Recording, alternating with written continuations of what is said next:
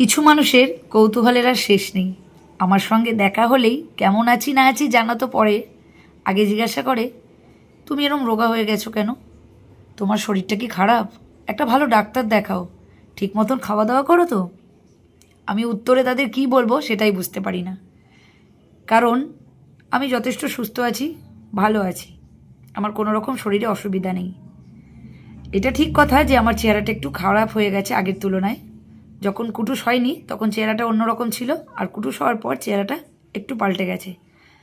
কারণ মেয়ে হওয়ার পর আমার শাশুড়ি বেঁচে ছিল, সমস্ত কিছু দুজন মিলে করেছি, কোনোদিনও সংসারের চাপটা আমার ঘাড়ে একা আসেনি।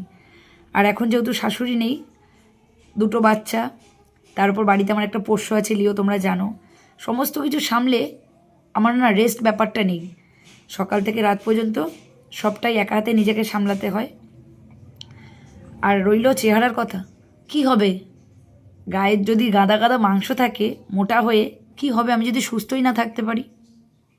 আজ রোগা আছি বলে পরিশ্রম করতে পারছি, খাটনিটা বুঝতে পারছি না, কষ্টও হচ্ছে না।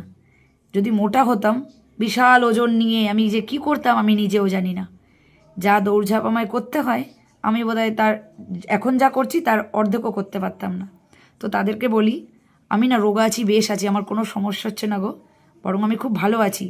সবাই তো ডাক্তারের কাছে যায় রোগা হওয়ার জন্য, পাগল হয়ে যায়। আর আমি 3 বেলা ভাত খেয়েও এরকম স্লিম ফিগারে আছি।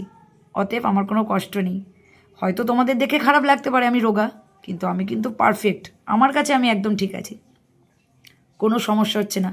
গরমে যতই খাটাখাটনি করি না কেন কোনো কষ্ট নেই, শীতে তো আর কোনো কথাই নেই, যতই পরিশ্রম করি কোনো অসুবিধা নেই।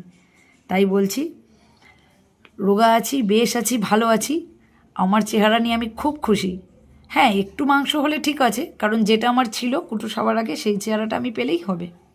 তবে কুটুস বড় হয়ে গেলে আশা করি হয়ে যাবে, কারণ তোমরা জানোই একটা বাচ্চা ছোট থাকলে তার পেছনে কতটা খাটাখাটনি হয়। তো দৌড়ঝাঁপ আছে, বাচ্চার পেছনে ছুটোছুটি, তাকে টাইমে খাওয়ানো দাওয়ানো, আর সারাদিন তো তার পেছনে আমাকে লাট্টুর মতন পাক খেতে হচ্ছে। তো আমি বসবো কখন, ঘুমোবো কখন, আর রেস্ট নেবো কখন, সেটাই আমাকে বলে দাও।